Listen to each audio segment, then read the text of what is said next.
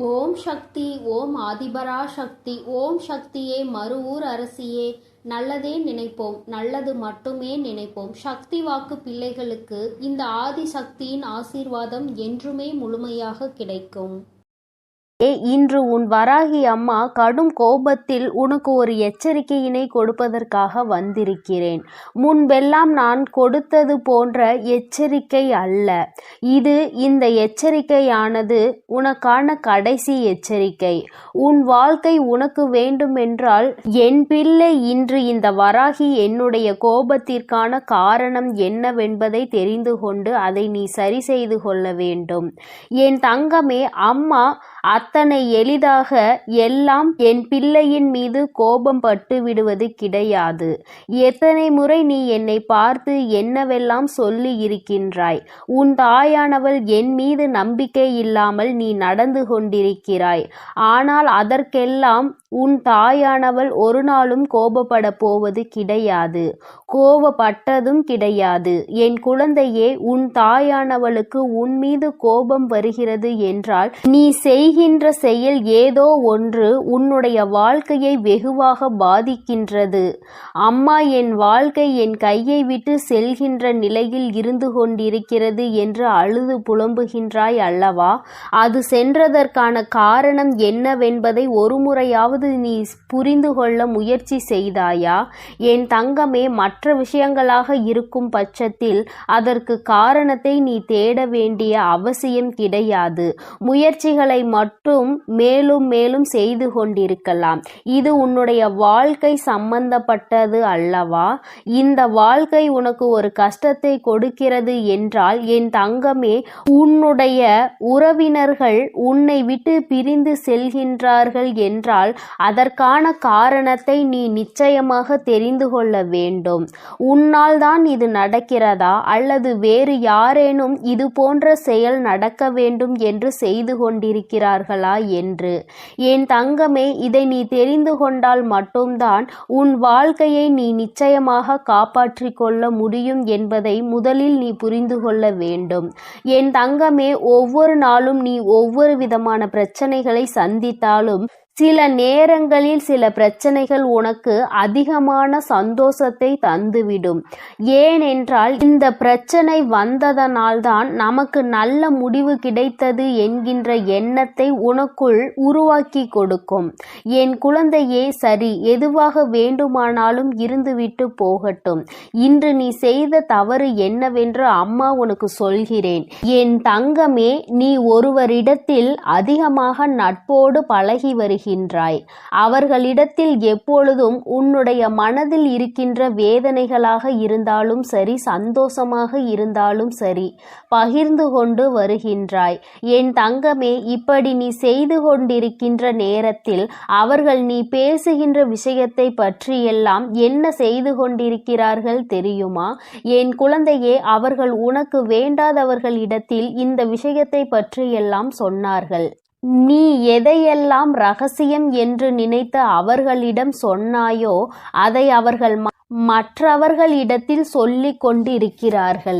என் பிள்ளையே, நீயோ இதை பற்றி அறியாமல் மீண்டும் மீண்டும் அவர்களிடத்தில்தான் எல்லா விஷயங்களையும் சென்று சொல்லிக் கொண்டிருக்கிறாய். இதனால் இன்று உன் வாழ்க்கையில் நடந்த மிக பெரிய பிரச்சனை என்ன தெரியுமா?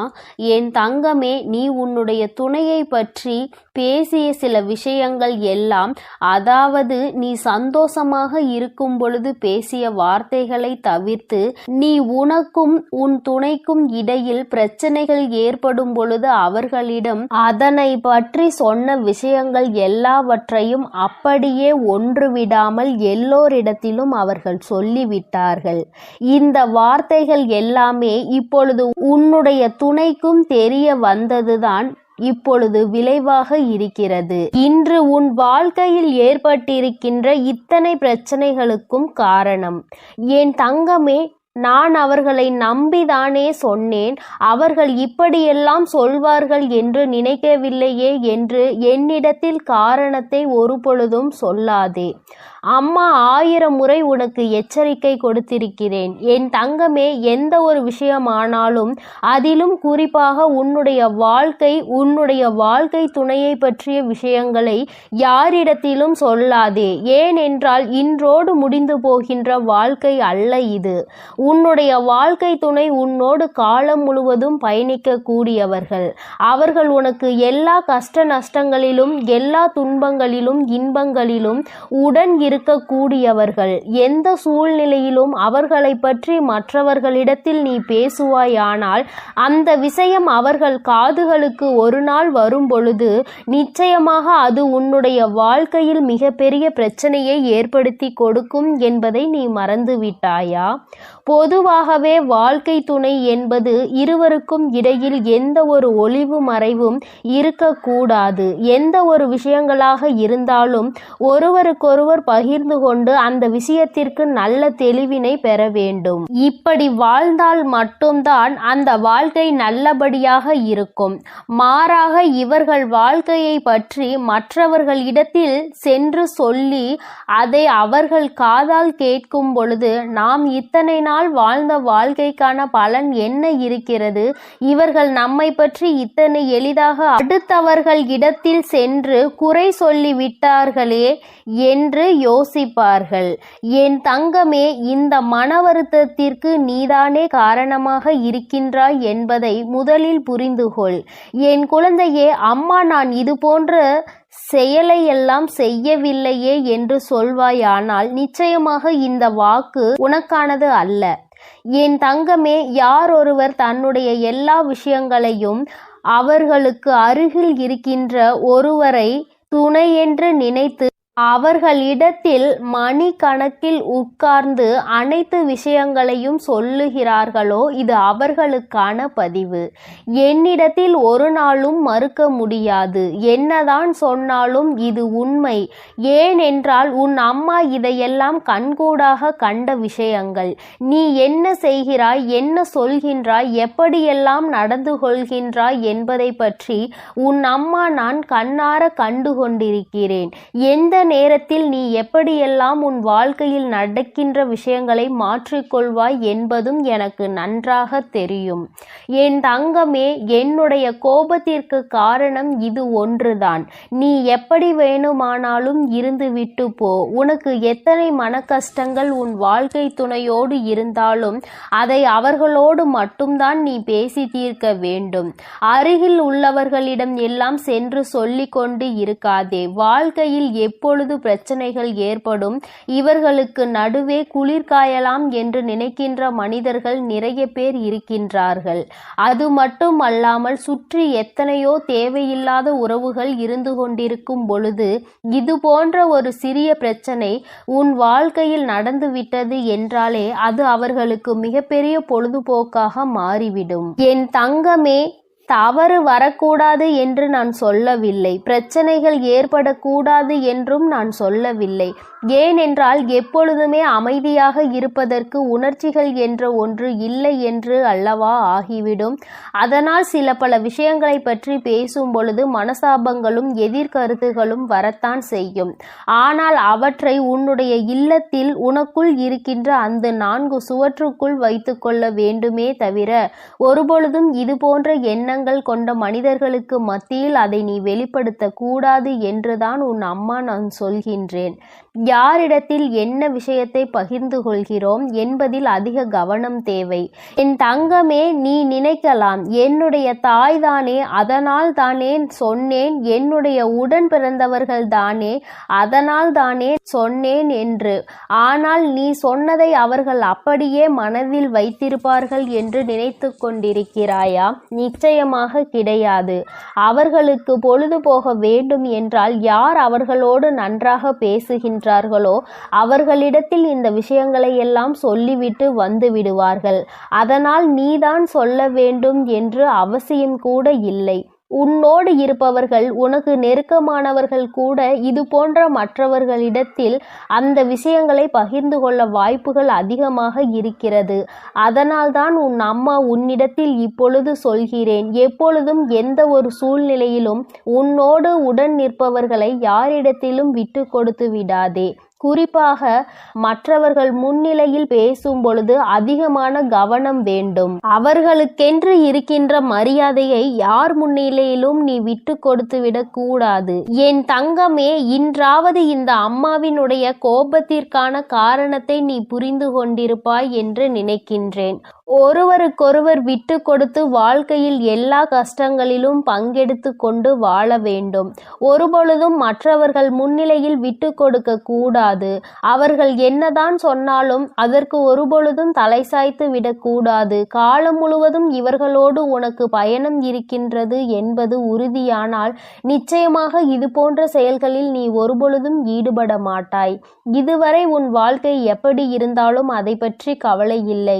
இனிமேலாவது இது போன்ற விஷயங்களை உன் வாழ்க்கையில் திருத்திக்கொள். தவறு உன் பக்கம் இருக்கிறது என்று தெரிந்தால் தயங்காமல் மன்னிப்பு கேள். யாரிடத்திலும் உன் கஷ்டங்களை சொல்லி ஆலோசனை தேடாதே.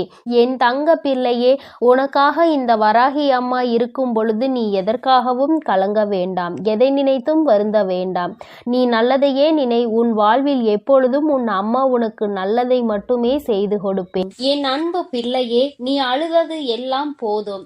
என் தங்கமே, நீ அழுத காலம் எல்லாம் முடிந்து உன்னுடைய கஷ்ட காலங்களுக்கு எல்லாம் முடிவினை தருவதற்காக உன் அம்மா இன்று வந்திருக்கின்றேன். என் தங்கமே, நீ நினைக்கலாம், அம்மா கஷ்ட காலம் என்றுதான் முடிய போகிறது, நீயும் முடிந்துவிடும் என்று சொல்லிக்கொண்டே இருக்கின்றாய். ஆனால் என் வாழ்க்கையில் எந்த மாற்றங்களும் நடந்தது போல இல்லையே என்று என் பிள்ளை நீ நினைக்கின்றாய் அல்லவா? என் தங்கமே, ஒரு விஷயத்தை மட்டும் நீ தெளிவாக புரிந்து கொள்ள வேண்டும். வாழ்க்கையில் கஷ்டங்கள் என்பது நீயாகவே உனக்குள் சுமப்பது. கஷ்டங்கள் இல்லாத வாழ்க்கை என்று யாருக்கும் கிடையாது. அதை தன்னுடைய மனதில் சுமந்து கொண்டு செல்பவன் காலம் முழுவதும் அந்த கஷ்டத்தில் இருந்து மீண்டு வர முடியாமல் தவித்து நிற்கின்றான்.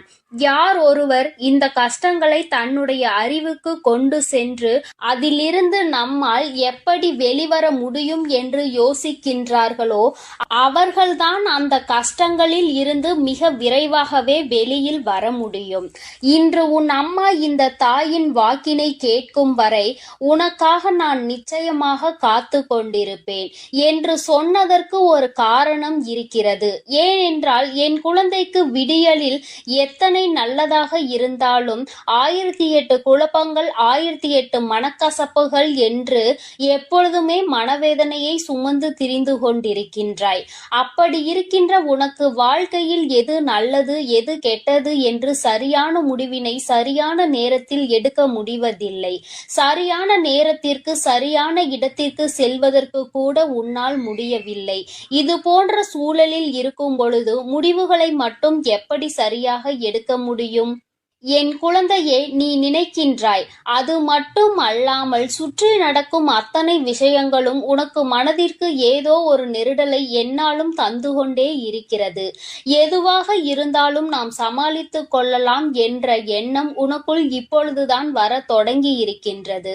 இத்தனை நாட்களும் நீ பட்ட கஷ்டங்கள் ஏராளம், நீ அனுபவித்த சோதனைகள் ஏராளம், மன குழப்பங்கள் ஏராளம். என் குழந்தையின் மனதிற்குள் ஒவ்வொரு விஷயத்தையும் போட்டு குழப்பிக் கொள்ளும் பொழுது நிச்சயமாக உன்னுடைய மனது என்ன யோசிக்கின்றது, எதை பற்றி சிந்திக்கிறது என்பதை ஒரு தாயாக என்னால் நிச்சயமாக உணர்ந்து கொள்ள முடியும். என் தங்கமே, ஒவ்வொரு நாளும் உனக்கு இருக்கின்ற அத்தனை விதமான எண்ணங்களையும் ஒன்று திரட்டி நீ சோகத்தின் வழியே நடக்க தொடங்குகின்றாய். ஆனால் அத்தனை கவலைகளையும் தூர எறிந்துவிட்டு சந்தோஷமான பாதையில் செல்ல வேண்டும் என்று நீ ஒரு நாளுமே நினைப்பதில்லை. ஒரு விஷயத்தை தெளிவாக புரிந்துகொள். தினமுமே விடியல் என்ற ஒன்று இருக்கிறது. இந்த விடியலில் உனக்கான வாழ்க்கை என்ற ஒன்றும் இருக்கிறது. அந்த வாழ்க்கையில் 1000 மனக்கசப்புகள் இருக்கிறது, 1000 சந்தோஷங்கள் காத்து கொண்டிருக்கிறது, கோபதாபங்கள் இருக்கிறது, மனவேதனைகள் இருக்கிறது, எல்லாவற்றிற்கும் தீர்வும் இருக்கிறது. அதனால் ஒவ்வொரு நாளும் இந்த வாழ்க்கை உனக்கென்று இருக்கிறது என்பதை புரிந்துகொள். எதிலிருந்து தப்பித்தாலும் இதிலிருந்து தப்பிக்க முடியாதல்லவா? இந்த வாழ்க்கையை சந்தோஷமாக நீ வாழ்ந்துதானே ஆக வேண்டும். இந்த வாழ்க்கையில் உனக்கு கிடைத்த பல நல்ல விஷயங்களை எல்லாம் உன்னுடைய மனதிற்குள் நீ வைத்து கொண்டு எதையெல்லாம் உனக்கு தேவையில்லாத விஷயங்களோ அவை எல்லாவற்றையும் தூர தூக்கி எறிந்துவிட்டு நீ எப்பொழுதுமே சந்தோஷமாக இருப்பதற்கு பழக வேண்டும். என் தங்கமே, சந்தோஷம் என்பது எங்கே இருக்கிறது என்று நீ யோசிக்காதே. என் தங்கமே, சந்தோஷம் என்ற ஒன்று எல்லோருக்குமே ஒரு நாள் வாழ்க்கையில் கிடைக்கும். அதற்கு முன்னால் ஏற்படக்கூடிய அனைத்து கஷ்டங்களுமே அந்த சந்தோஷத்தை உனக்கு வெளிக்கொண்டு வருவதற்காக தான் என்பதை நீ புரிந்து கொள்ள வேண்டும். என் குழந்தையே, ஒவ்வொரு நாளும் நீ ஒவ்வொரு விதமான கஷ்டங்களை அனுபவித்து அதிலிருந்து ஒவ்வொரு விதமான சந்தோஷங்களையும் சேர்த்துதான் கற்றுக்கொண்டு வெளியில் வருகின்றாய். இன்று உனக்கு நல்லதை பேசுகிறார்கள் என்று நினைப்பவர்கள் நாளையே உன் வாழ்க்கையில் கஷ்டங்களை கொடுக்கின்றார்கள். இப்படி ஒவ்வொரு நாளும் உனக்கு மன கஷ்டங்களையும் மனக்கசப்புகளையும் கொடுத்துவிட்டு அவர்கள் மட்டும் அங்கே நன்றாக இருக்க முடியும் என்று நினைக்கின்றாயா?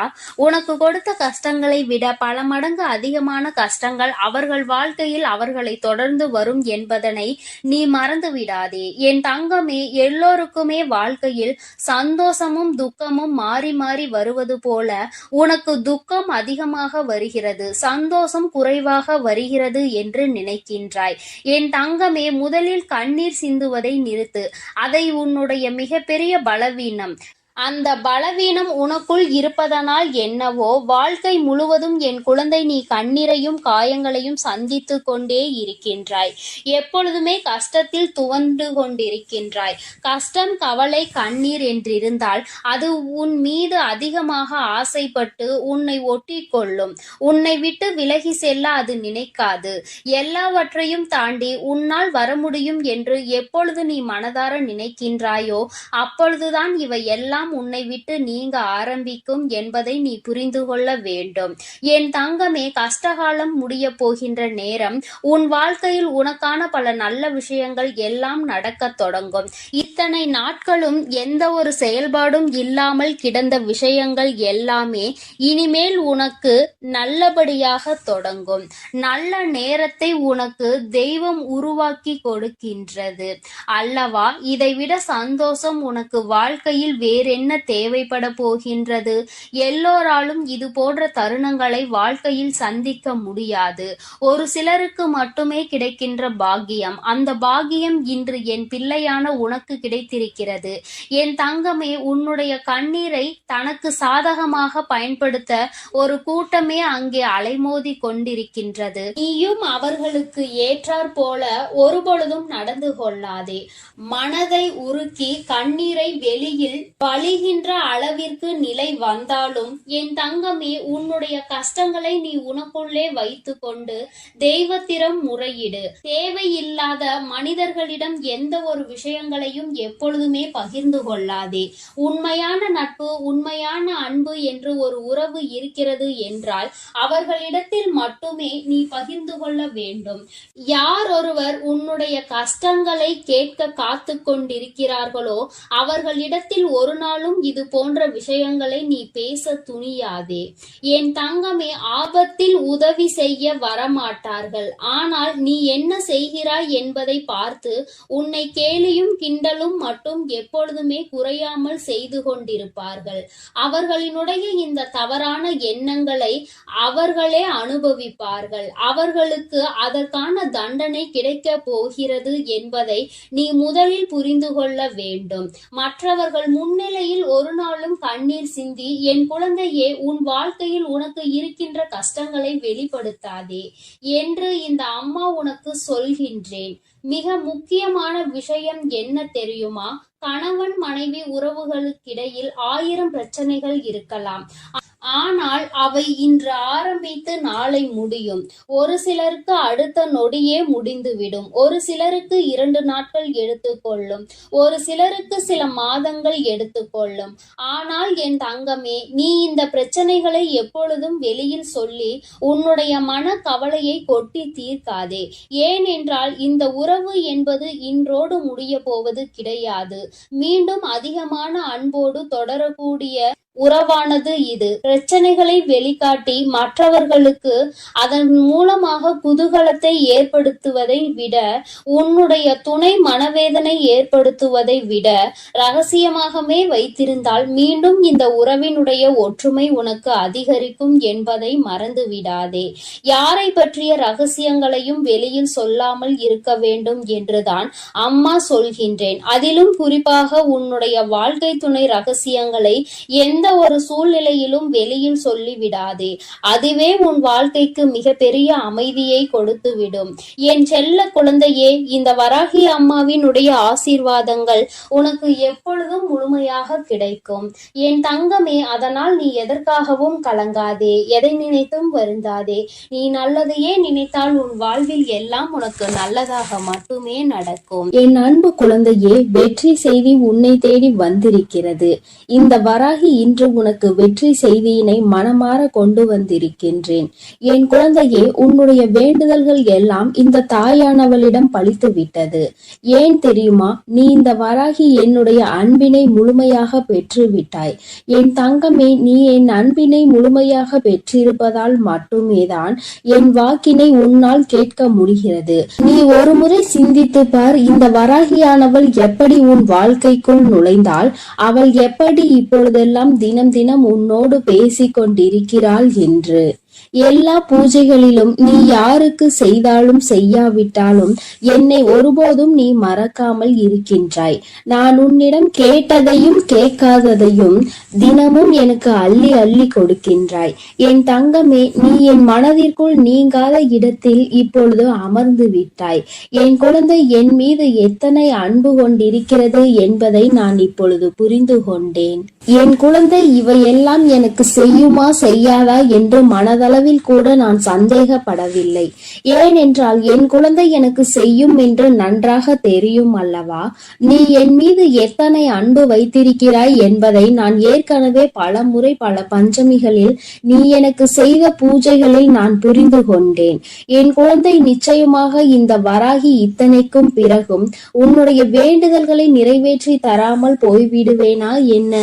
என் குழந்தை, மனமுருகி என்னிடம் கேட்ட வேண்டுதல்களை எல்லாம் நான் நிச்சயமாக நிறைவேற்றி கொடுக்கின்றேன். நீ இந்த அம்மாவிடம் மனமுருகி கேட்டது, என்னிடம் உனக்கு தந்தே தீர வேண்டும் என்று கேட்டது, வாழ்க்கையில் ஏற்பட்ட பல மாற்றங்களுக்கான தீர்வினை கேட்டதும், உன்னை காயப்படுத்தியவர்களுக்கான தண்டனையை கேட்டதும், உன்னிடம் இருந்து கொண்டே உனக்கு துரோகங்களை செய்தவர்களுக்கான நல்ல பாடத்தினை கேட்டதும், இவை எல்லாவற்றையும் உனக்கு அம்மா நிறைவேற்றி கொடுக்கின்றேன். என் குழந்தையே, நீ ஆசைப்பட்ட வாழ்க்கை ஒன்றை உன் கைகளில் ஒப்படைக்க கேட்டிருக்கின்றாய்.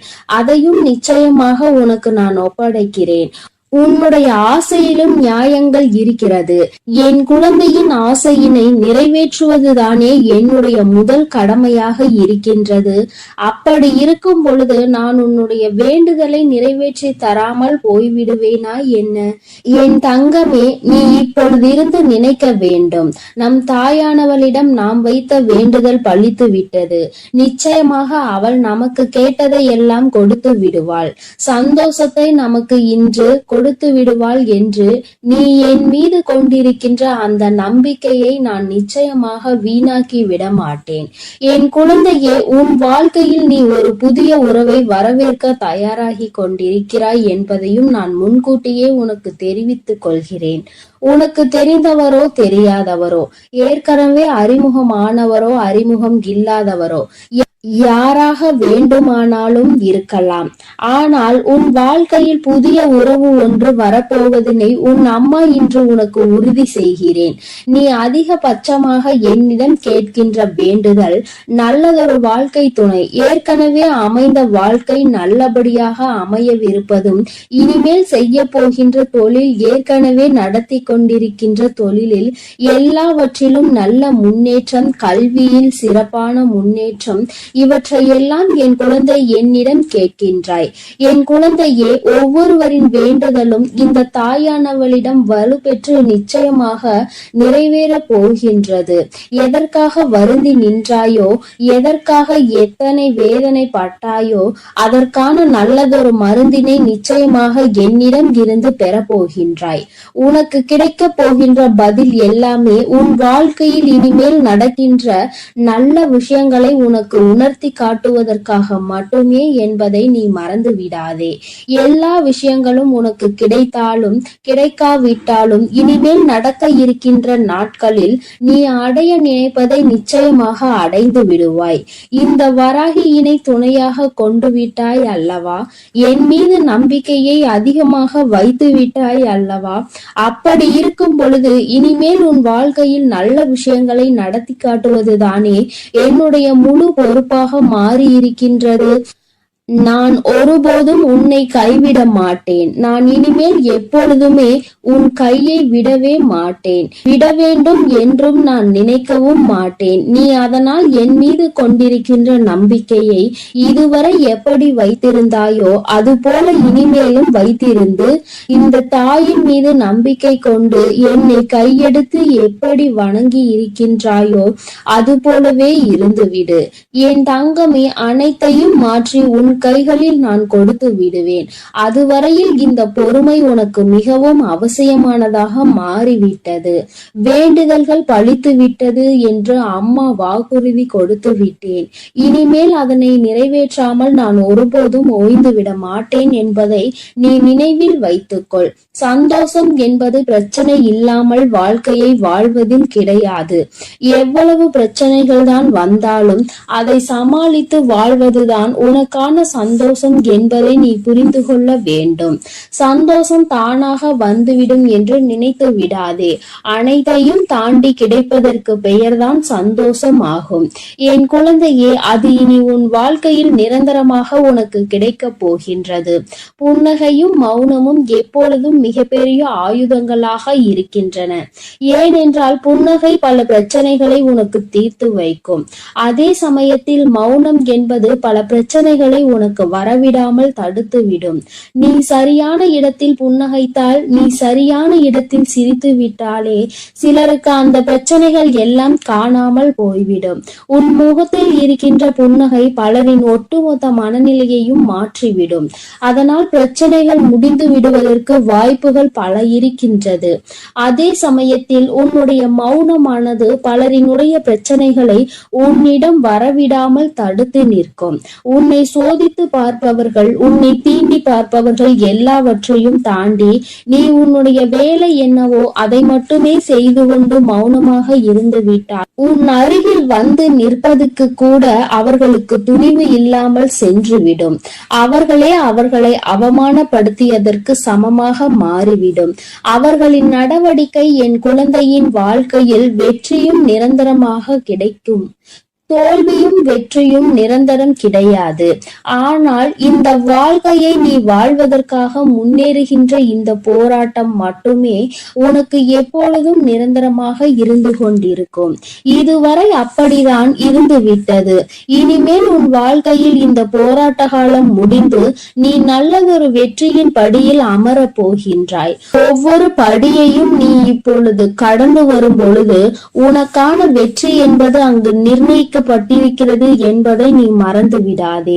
வாழ்க்கையில் எதையும் நீ தேடி அலையாதே. உனக்கு தகுதி என்று ஒன்று இருக்குமானால் நிச்சயமாக அதுவெல்லாம் உன்னை தேடி வந்துவிடும் என்பதையும் நீ மறந்து விடாதே.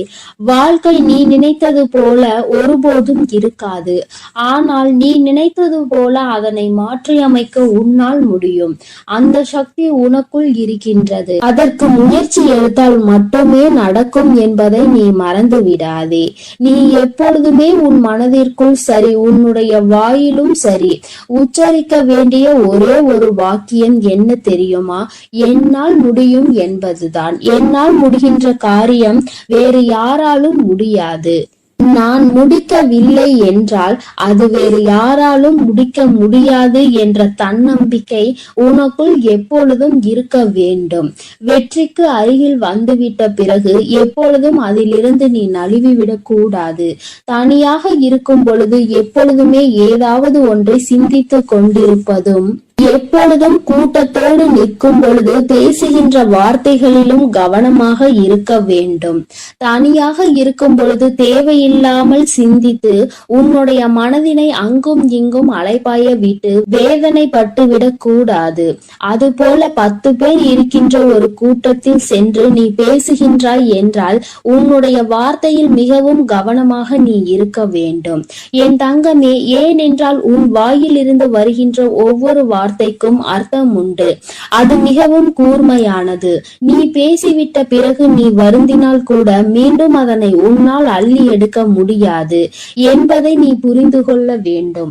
என் தங்கமே, உன்னிடம் உள்ள திறமையை நீ புரிந்து வைத்திருக்க வேண்டும். ஏனென்றால் என் குழந்தை, நீ அந்த முல்லை போன்றுதான் இருக்க வேண்டும். யார் உன்னை மிதிக்கின்றார்களோ, யார் உன்னை வாழ்க்கையில் அவமானப்படுத்த நினைக்கின்றார்களோ அவர்கள் கைகளிலே அந்த அவமானத்தை அவர்களே எடுக்கின்றபடிதான் நீ உன் வாழ்க்கையில் நடந்து கொள்ள வேண்டுமே தவிர ஒருபோதும் இந்த வாழ்க்கையை வெறுத்து அதை விட்டு செல்ல நீ மனதளவில் கூட நினைக்க கூடாது. நீ எனக்கு செய்த பூஜைகள் எல்லாம் இந்த தாயின் மனதை குளிர்வித்ததோடு மட்டுமல்லாமல் இந்த தாயானவளே உன்னை தேடி வரவும் அது வைத்திருக்கின்றது. நிச்சயமாக இனி எல்லாமே உன் வாழ்க்கையில் வெற்றி மட்டுமே. தாயானவளை நம்பிவிட்ட பிறகு இனி உனக்கு தோல்வி என்பது ஒருபோதும் கிடையாது. என் செல்ல குழந்தைக்கு இந்த தாயானவளினுடைய ஆசீர்வாதங்கள் எப்பொழுதும் முழுமையாக கிடைக்கும். என் தங்கமே, அதனால் நீ எதற்காகவும் கலங்காதே, எதை நினைத்தும் வருந்தாதே. நீ நல்லதையே நினைத்தால் உன் வாழ்வில் எல்லாம் உனக்கு நல்லதாக மட்டுமே நடக்கும். என் அழகு பிள்ளையே, ஆதிபராசக்தி உன்னை தேடி வந்திருக்கிறேன். இந்த பதிவை முழுமையாக கேள் என் தங்கமே. என் செல்ல பிள்ளையே, சர்வ நிச்சயமாய் நான் கூறும் அனைத்தும் உன்னுடைய வாழ்க்கையில் நடந்தே தீரும். உன் வாழ்க்கையில் இதுவரையில் உன்னுடைய தேடல் எத்தகையது என யோசித்து பார்த்தாயா?